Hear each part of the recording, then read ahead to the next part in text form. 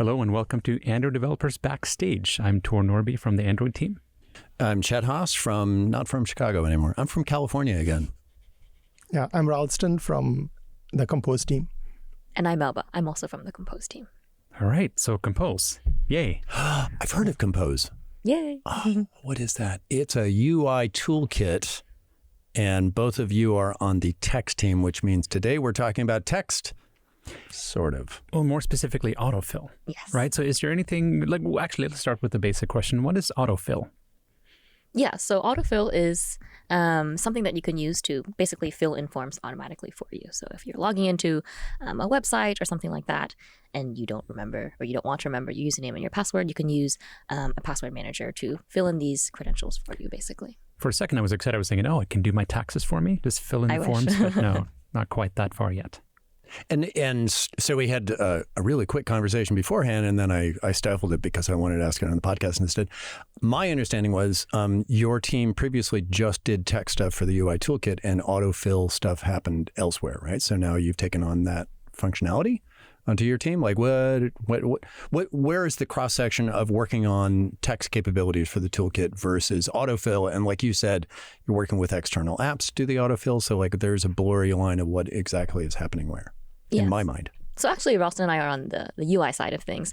So I previously worked in accessibility and semantics, and Ralston also works in semantics as well. And we sort of merged under the text team actually with this autofill project. So like you mentioned, Chet, because it has to do with like semantics, a little bit of focus, sort of all the areas that Ralston and I had been working on, it kind of seemed like the natural project that we would take up and work on. So now we're sort of integrated with the text team because of this project, I would say. Yeah. Mm-hmm. So actually, I'm going to back up another step. When you say semantics, that's a very loaded meaning in Compose. Can you define what you mean by semantics? Because it's not just what computer science people think of as semantics. So what does that mean in the Compose? So in the context of Compose, we have layout nodes. So if you look at a screen, you would see boxes or buttons, and each one of them is a layout node. So each text field would be a layout node. And we don't want to expose that layout node to the user directly. So we wanted to abstract that away and kind of make the framework more declarative. But we wanted to expose some properties of the layout node. So if it's the box, the fact that you can, or if it's a button, the fact that you can click on it is exposed as a semantics action. Or in the case of autofill, the text that is filled in it is an autofill property. And the action of filling text into the text field is an action. So it's backed by these semantics properties and actions. So semantics is sort of the way you communicate with the accessibility framework. Is that correct? Mm-hmm. This is the metadata that the accessibility framework would use. Yes. So accessibility framework is one of the users of semantics, but and autofill is another. Yes, yeah. Autofill is another, and testing is also another. Yeah. So the OS already has support for autofill, right? Even with views. What was Compose missing to deal with autofill? So the view. So Compose is the entire Compose hierarchy is a view in the view framework, and so the view could, when the view framework sees the Compose hierarchy, they just see one view, and unlike text fields in the view system, I think they call it edit texts. In Compose, you have this whole hierarchy behind this view. And so the autofill service has to be able to fill a subsection of that hierarchy. So what Compose did is I kind of added IDs for all these different subviews and respond to the view system's APIs. So you're basically bridging the view world with the Compose hierarchy and to respond to all the autofill requests. That's what's new. Yeah. And we actually had an autofill system before. So I think the first autofill system was released. Yeah, kind of like 1.0. So when we released, this is before we had thought about modifiers, and it was this world where we didn't have any node to expose. So we exposed a top level composition local, like a top level variable that you could access and get this autofill tree, and then manually build a tree. So you would have to build your UI separately. You, the developer, would do this. The developer would have to do this, yeah. Which means nobody did. Which means that we needed a different solution. Yeah. Yeah. Okay. Yeah, it was a lot of work. So the developer had to manually control focus because every time, obviously, a text field receives focus, you want, something to interact with autofill. So it was a lot of work for the developer, which is why in Compose 1.8, we introduced this new version of autofill based specifically on semantics. And so what do I as a user do? Let's say that I have a login page and I'd like to remember, actually, I would like to autofill so that I get the Gmail addresses on the phone or whatever. What do I do? It's pretty simple. So from the Compose API point of view, let's say you have two text fields, one for your username and one for your password. All you do is you set one semantic property for each. And that semantic property is the content type, which basically describes, it's like a hint that we give to the autofill service as to what's inside the text field. So for example, you could have a username content type, a password content type, maybe like email, phone number. Yeah, I remember this from views, even separately from autofill, right? Yeah. Like if you told us that something is an email address, Right. the keyboard you're going to get on screen is going to be better. It's going to have the @ symbol, not hidden in the second page. So are we doing similar things like that as well in Compose? Like, is this content type that I declare, is it for autofill only, or will it also be, teaching the system? It's funny that you mentioned that because originally we wanted to name the API autofill type to be very specific for autofill. But as we mentioned earlier, so semantics can be used by a bunch of different services. So it can be consumed by accessibility, autofill, testing. So we actually wanted to name the API something a little bit more generic because even though it can be used for autofill, for example, if an accessibility service reads this semantic property, then they can know that it's an email text field. Yeah. Okay. So basically, I just tag metadata on the field and that's it. The rest is automatic. So more specifically, what's the connection to an app like, let's say, 1Password is on the other side and knows how to autofill stuff because it has information about, names and emails and phone numbers and whatever. Can it tell from that content type, from that metadata, oh, I'm going to fill this field with that information?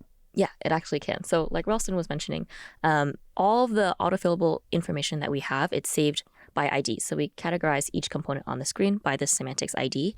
And with that ID, we map it to the content type. And so whatever password manager you're using, whether it be 1Pass or LastPass or any of those services, they save those credentials that you have. And then whenever we want to retrieve it, we call a series of APIs for the developers, so they don't have to worry about like focus change or anything like that to display all these credentials that are saved inside the password manager. Wait, you call it?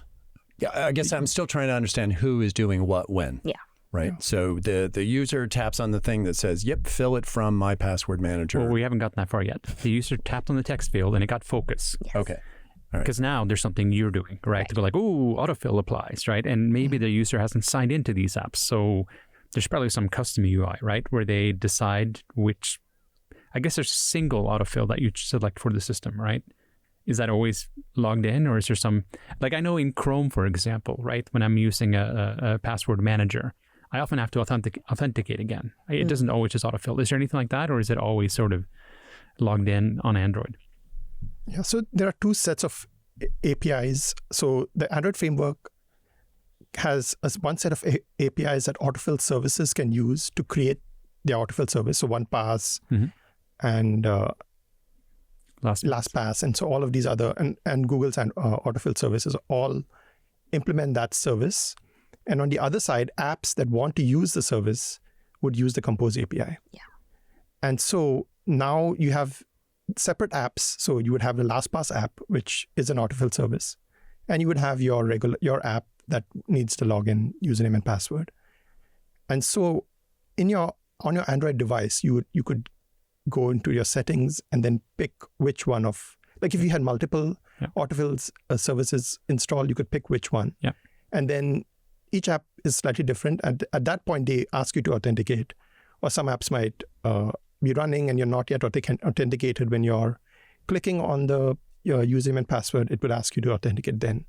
So you're, because that's what I see with the one I'm using, right? Is that it often forces me to re-authenticate, almost on a daily basis. Once I have to re-authenticate. And so from accessing the text field, it offers me that service, but I then have to click and I get a pop-up and I type in the master password for that account.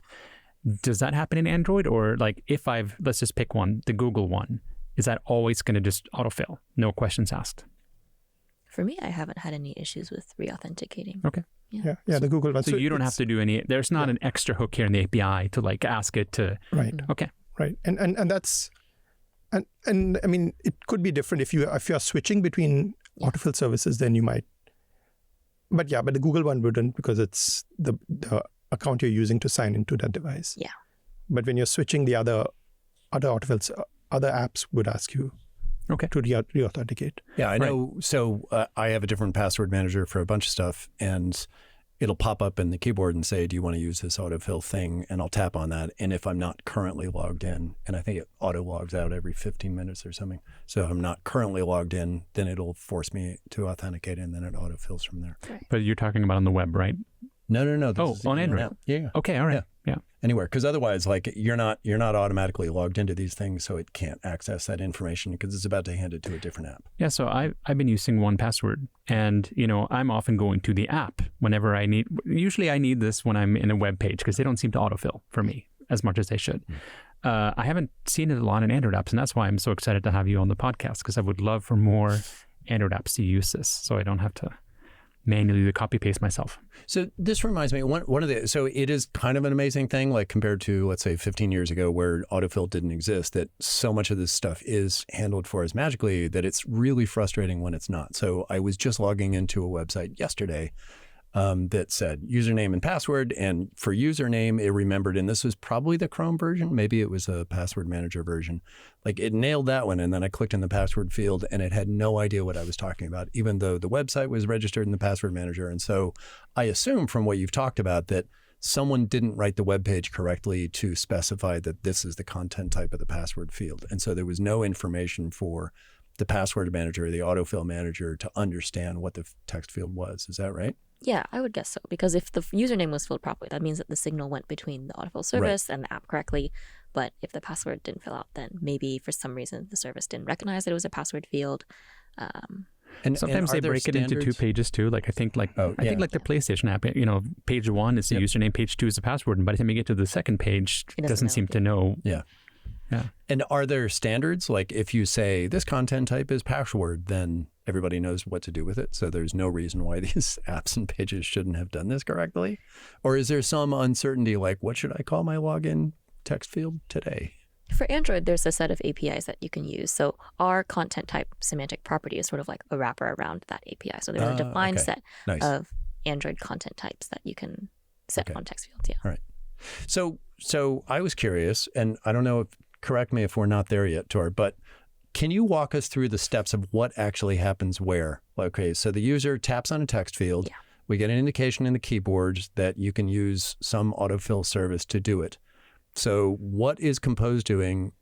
Where do we send the information, like through to the app? What is the app doing? Where does that come back? Like, is that too many steps? I'm just interested in the flow, because one of the things that's fascinating to me about autofill is there's so many players involved. Yeah. This is not your app. This is the app. This is the system, all the stuff that you wrote. There is the password manager, and there's the keyboard, like 4 different apps. And the developer too has to do a little bit of work, right? Right. So yeah, at least 5 different components just to fill in, 5 characters for a login name. So maybe we can tag team this, Ralston.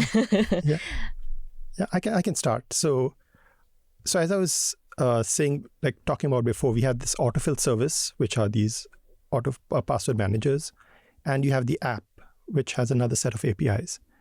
And there are events that the app sends to the service to let it know that something changed on the screen.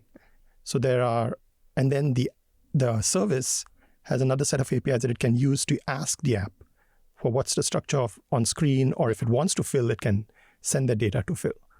So you can think of it as when the text field gets focus, from the app side, we send this event.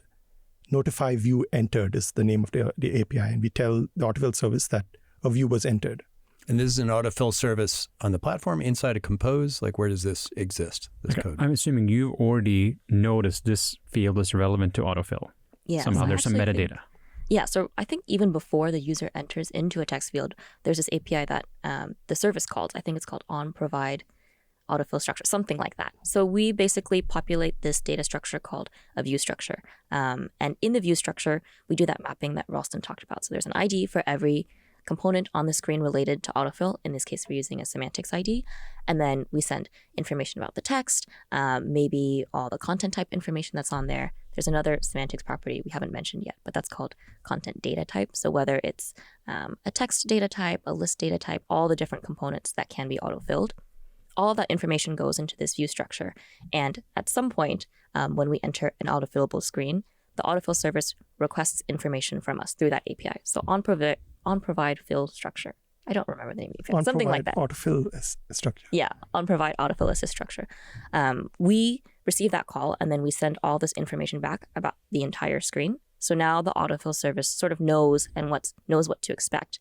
That's coming from our end, and then we move into what Ralston was talking and then when we click on the text field, as part of we have an autofill manager and a focus manager.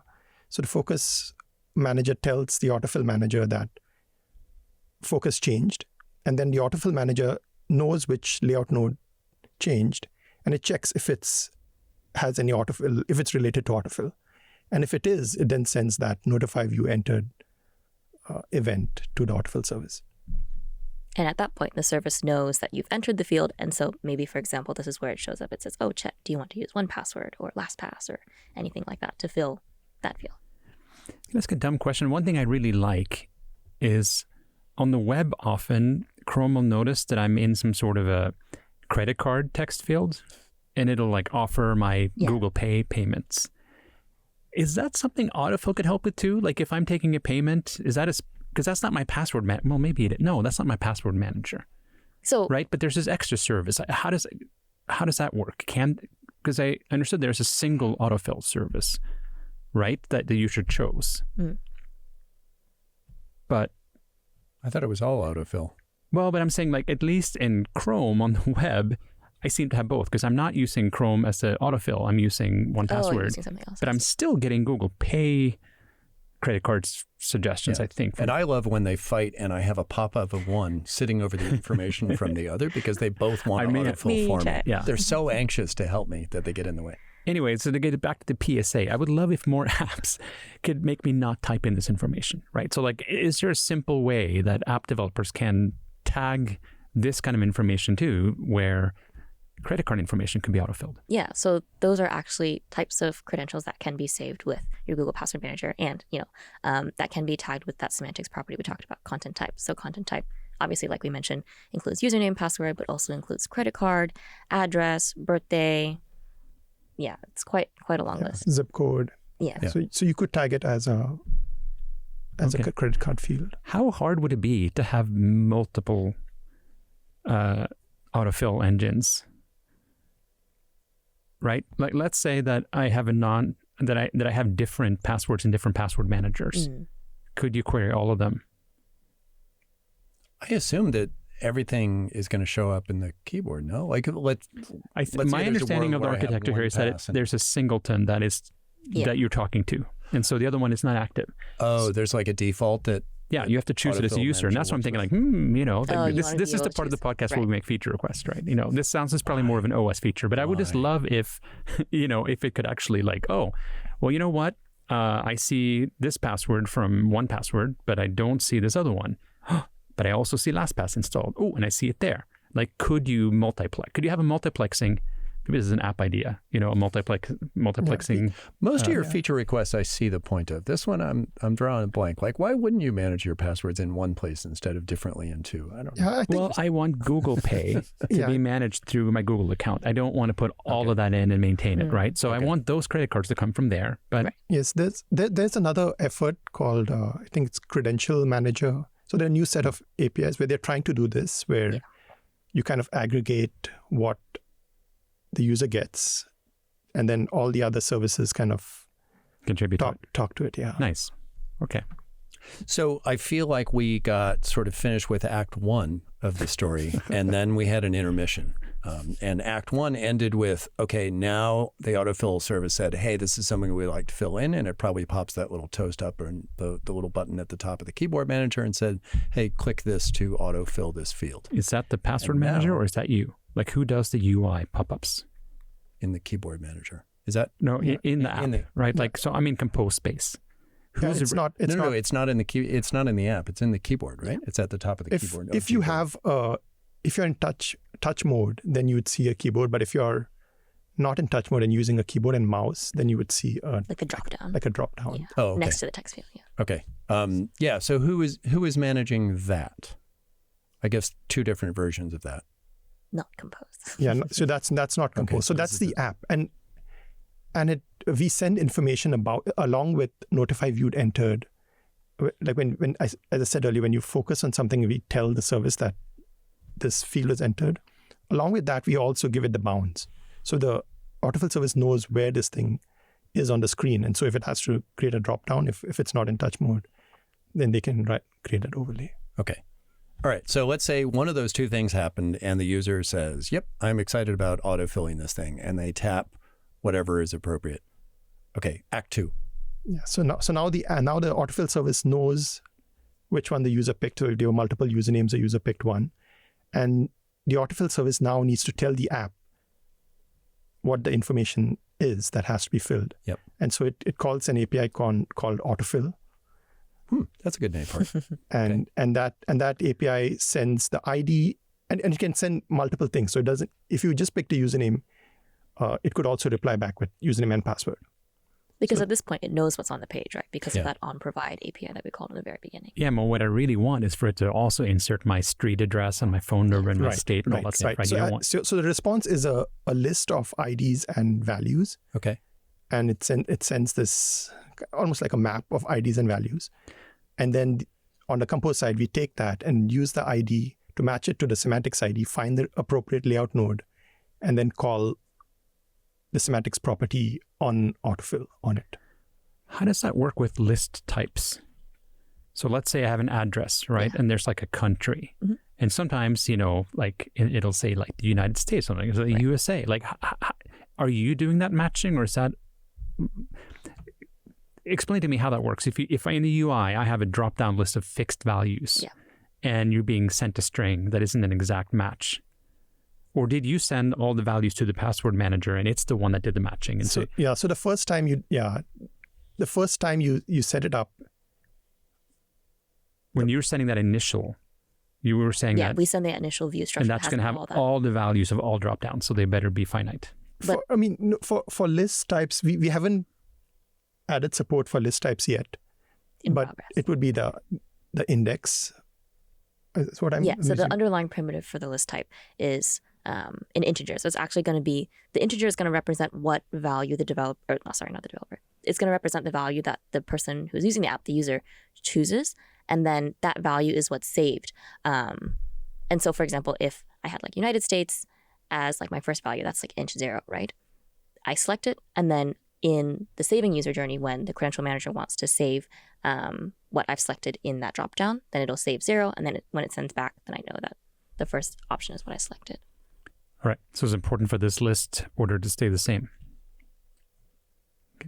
Okay. So the app, the password manager, the autofill thing, sent back information to Compose, to the autofill manager, and said, here's a bunch of information, and maybe because of the view structure that you gave it before, it is going to send you login, password, address, all of this stuff, right? And then the Compose autofill manager is going to go through all of that information and match as many as it can to the fields that are currently on screen. So you won't just get that focused field filled in, but hopefully you'll get more if you have more information. Okay. And then that's it. And then, so the developer is done, right? So the developer's job was just to specify the semantics IDs, content types. The content type, yeah. Okay. There's one other API that the developer should know about, and that is committing the data. So we try to auto commit. So if we reach a page where there's nothing autofillable, there's no more autofillable content, we then kind of do a commit for the user. And commit means save these credentials. So when the user fills in the data, we pop up, the Autofill service will then, once we call commit, the Autofill service will pop up like a dialog which says, do you want to save this? It basically signals to the Autofill service that the user's done interacting with these components. And so if the user's done interacting with them, if there's, for example, like new values in the text fields, then the Autofill service will recognize that because we've sent that over and then it'll ask, oh, do you actually want to save these new values? I see. How do you know there's what an the user has option thing done? back. Yeah, so that was what I was getting to. So we try to detect that the user's done based on, like, if we reach a screen where there's no other autofillable content, but the user could call that API directly. So we have a compose API, which is autofillmanager.commit. So when the user thinks that, or when when you click the sign in page, like when you type a username, password, and you sign up. So as part of that sign up button, it's logic we could, if the developer called autofillmanager.commit, then we would save the credentials. So it's likely a bug or usability bug if I have a layout that has the semantic information but no call to that save user state button, right? Like if I'm accepting input and I'm expecting autofill, we should somewhere expect the user to have also triggered this thing to like save it, right? Otherwise, the user might have a multi-page login where it's not a bug in that case. So maybe they wanted to continue. They wanted to continue and then say commit at the end. Okay. So, and it's not just when they're signing up for the first time. I assume it's also like, so it pre-populates it, but in fact, they want to log in as a different login name. And so they're going to change that text, and then the application would have to notice, oh, this is different information than I was passed, therefore commit. Is that right? Mm-hmm. But in a multi-page setup, you're still accumulating all the previous state so that it's going to save it all. Okay. Yeah, which is why the API is called commit. So it's accumulating state until you call commit, and there's another API called cancel. So the developer could call cancel and you kind of end that session. But you would expect to see this somewhere in the app, even if it's not on the same page. I'm sitting here thinking of lint checks, if it wasn't obvious, right? Like one of the things that I know we had for one of the oldest lint checks was for the view system in edit text, right? That if you had a text field called phone something, right, you should probably set the input type to phone, right? Ditto for email. So there's just basically heuristics that if your ID suggested there was a meaning, you should also tell us, right? And if we don't know already, we should have lint checks for this, right? That basically encourage semantics for this. Related thing. It is personally annoying to me, always has been on the phone, that when I tap into a field that obviously takes a phone number or a zip code or something, and the keyboard is still letters. That's because it didn't listen to lint. Because that's exactly what the lint check tells you, is that yes, you should have set input type equals phone. And that will do the right thing with Gboard or whatever keyboard. That's exactly what it does for views. And that is what, it sounds like you said you picked a generic name to allow it, but has someone actually hooked that up for Compose? I'm assuming yes. That these new content types you have will also go to the keyboard selection, not just autofill. So the text field API they have their own property. I don't remember what it's called, but I think it's input type. Yeah, so they have input type. Yeah. And so based on the input type, we will set the content data type too. So the end user would just have to say this is a username. It wouldn't have to say this is a username and content type is text. Because we do that for them. Okay. I guess I'm still not understanding whether that answers Tor's question. Let's say you have a zip code field and it has been specified as a zip code. When the user taps in that field, potentially to change or to add a zip code, what are they going to see in the keyboard? Oh, so you're asking basically if we change or if we have a content type, we should link that to like. Yeah, I think that I see the question, but autofill is we have strayed from autofill. No. We're going like we want users to put this metadata in, and that'll be great for autofill. I want to make sure that it also does the nice keyboard thingy. Yeah. So I mean, the way I see it is like text field comes first and then autofill. Yeah. So if you have going in the other direction. If you set the metadata on the text field for the keyboard purpose, you will also use it for autofill. Yeah. Okay. So is it the same information though? Like from a developer standpoint, what do they need to do to get both behaviors of the correct keyboard popping up to enter numbers and if I understood correctly, I think you just said that if you've set the keyboard thing, you will auto infer the corresponding autofill. I don't have to set it explicitly. Was that correct?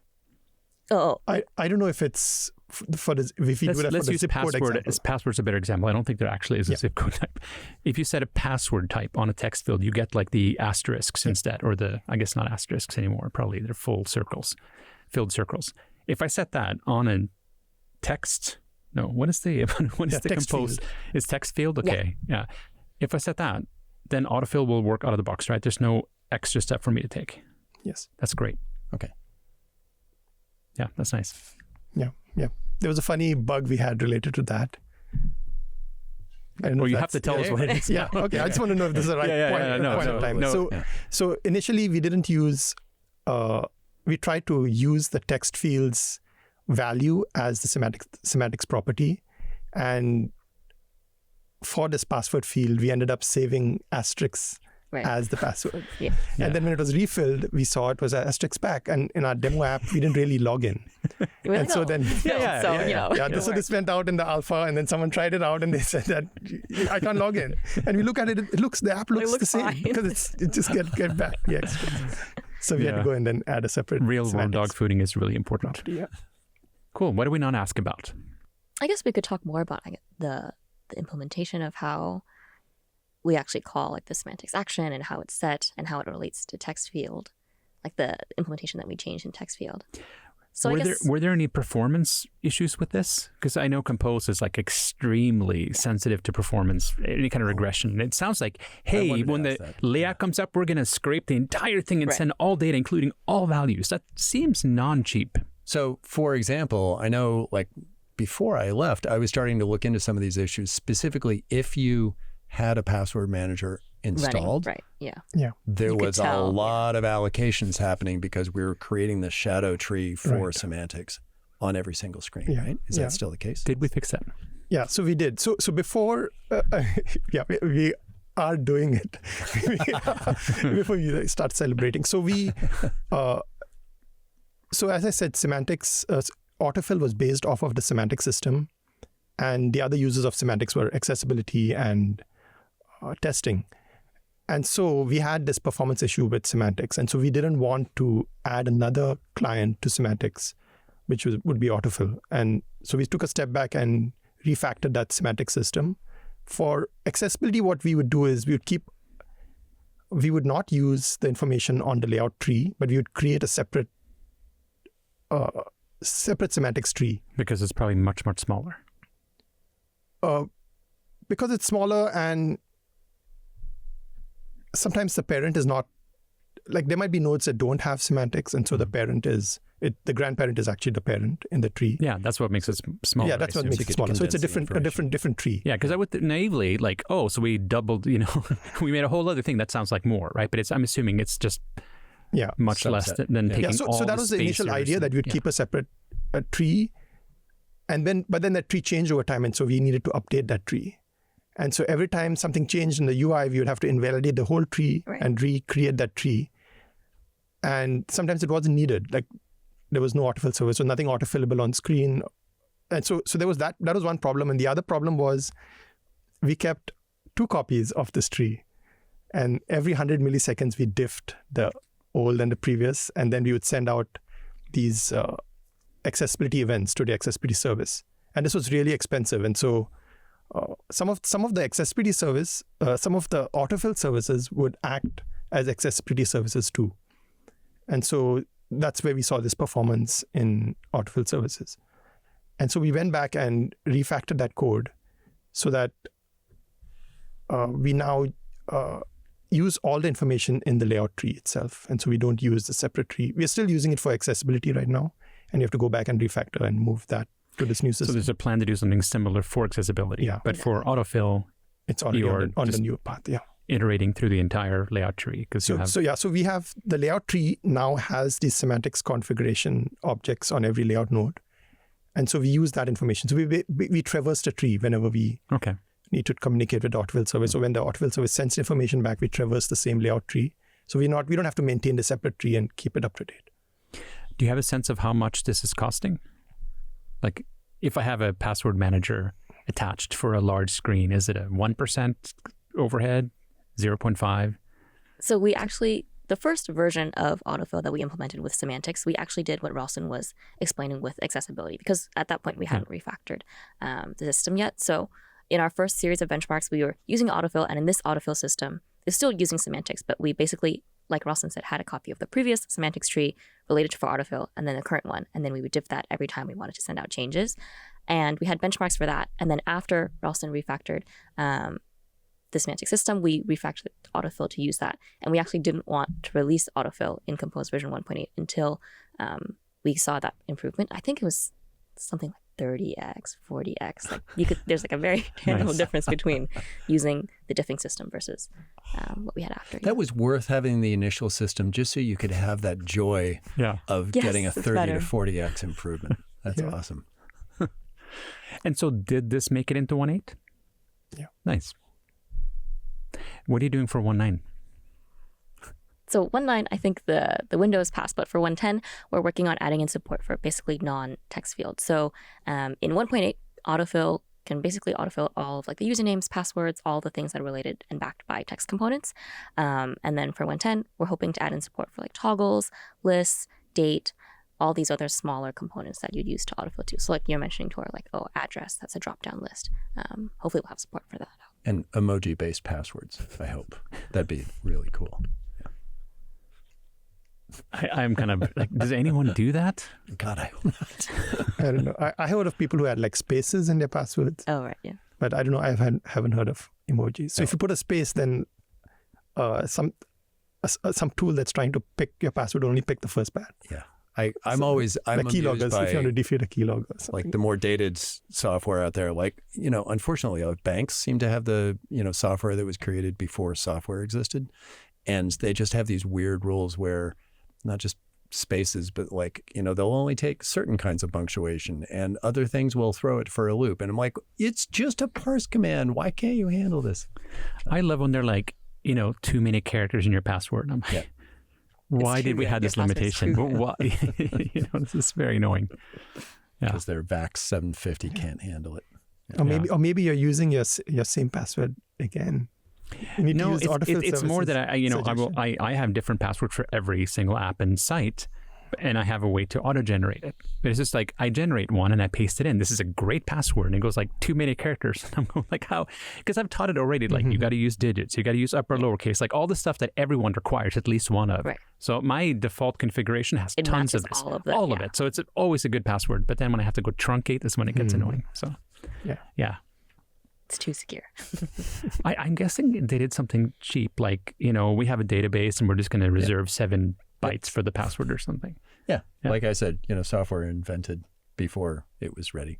Like they wrote it in 1958 and no one's touched it since and no one knows how it works. So we're just going to leave it. So I want to ask like completely unrelated question, which is, so my memory of text in the view system was some of, I was going to say horrific. That's the wrong word. Some of the largest classes that we had, some of the most functionality per class in the entire platform, right? Like edit text was actually... I think view.java is like, 40,000 lines or something? And button inherited from edit text. Like there was this sort of bloat of methods and functionality and all this weird, very specific functionality on edit text that wasn't used often, and yet it was like top level attributes or fields as well as methods. And like, it just ended up being code that was really hard to maintain and also impossible to change because you were going to break something. So now you're in this new Compose world. Like, was that a nice opportunity to say, okay, now we're moving on? Because to some extent, you also needed all of that functionality. To move developers over to Compose, they needed to be able to make their app work there, right? So what was that like? Can I ask this? On this, does your podcast allow unrelated questions? It's our specialty. I didn't see them. Did you find that you were able to use composition rather than inheritance in Jetpack Compose? I think that was your question, right? That's a simplifying way to say what I was asking. Sure. Like, no, but button is a perfect example, right? Like I love that in Compose, the button itself doesn't have text. That's a child of button. So you're composing it. You're not doing the edit text. Right. So for example, we had autofill. You could autofill a button because it inherited from edit text, right? Or text view, which inherited from edit text. Like it was, the inheritance hierarchy just made everything really fragile. Yeah. So maybe I'll tie it back to autofill. Yeah. And so this content type API is not a parameter of text field. It is a modifier. So it could be added to anything. So if you want to autofill your button, you could, but then you would have to handle the what autofill means. Yeah. But so you cannot. So it's composed together. Yeah. Okay. And so we can keep autofill separate from text field and. Okay. Yeah. So you fixed that problem. Yeah. Yay. All right. I think modifiers are very powerful. I've been writing some compose code lately. It's really fun. I got to say, I'm really enjoying it. I should try it. Yeah. What else did we not ask about? You talked about the future of autofill, which is adding more fields, and you're finishing up some of the performance work. Anything I guess else? one thing to note, I'll say this quickly, but this sort of touches on what Ralston just alluded to, but all of the work that we did where we're taking care of like the focus changes and things like that, all of that comes if you use a text field component, like a composed text field component. The underlying component is basic text field. If you're building your own custom text field, then you'd have to do a lot of this work on your own. So you'd have to set not only the content type API, but the content data type API. There's like a semantics action that's called on autofill text. So you have to change the value of your text field. You have to change the highlight. So all this work is sort of under the hood, and it comes for free with basic text field in Compose. But if you're building your own custom text field, then that's just something to keep in mind. Do people do that? Because I mean, my impression from looking at edit text is that this is a really big thing to take on. Text editing is super complicated. I would say like 99% of people just use basic text field. Yeah, but we just want to say that you have this option. As a blanket statement. It's a layered API, and you can step down and use these other semantics. More APIs, fine-grained stuff. More fine-grained semantics APIs. So if somebody really needed to do that for reasons that are completely unclear, I don't know why they would, but maybe they decided they don't like text field for some reason, they probably want to look at the text field code to see what it is they're supposed to be doing, right? Because otherwise they're going to miss something and they're not going to get correct localization support or autofill, for example, or whatever, right? I mean, one really nice thing about the toolkit being unbundled is that you can just go and fork it too. Because I would think that people wouldn't start from scratch, but they might go like, you know what? Text field doesn't let me customize X. Right. So I'm just going to copy the class and I'm going to change X. And you can do that. Now you have a fork that you're maintaining. You probably want to also at the same time do a pull request to Compose and try to get whatever reasonable request you have upstream. But that is maybe... Android encourages open source contributions. Yeah, it's true.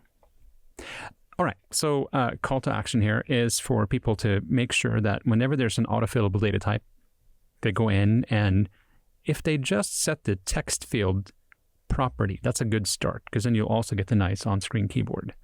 And I guess there's some cases where that doesn't apply. I just need to check with Melba. Yeah. Is it a text field property or is it a modifier? So it's a semantics property. So semantics property. Yeah, but it's in the text field. So in the text field modifier, you'd go in, you'd set the semantics property. I think it's like content type equals, and then you set username, email, password, that kind of thing. And those are APIs? These are not fields. They're APIs that you call. It's inside this one. Yeah. Yep. Okay. We should get some lint checks, I think, to just go like, hey, you're using text fields. And there's, you probably, especially if we can guess from the name that this is related to some well-known data types, we should maybe try to. It's great that people listen to the podcast and take our hints to do this, right? But, on the off chance someone hasn't heard. Yeah. Do you know somebody on the tools team that knows about lint? Well, we'll see if we can find someone. I don't know. That seems like a good thing to me for us to do that as well. Sounds good. Okay, so that was a call to action for you. That's what I heard. Okay. And for developers to make sure that they're setting the content ID, am I getting that right? Semantics modifier. Yeah. Okay. Something. Rewind 3 minutes and listen to Melba instead of me. And it's good. It's good for accessibility too. Like, exactly. This is a good best practice. Yep. Cool. Yeah. I think that's it. Thanks. Yeah. Thank you. Thank you.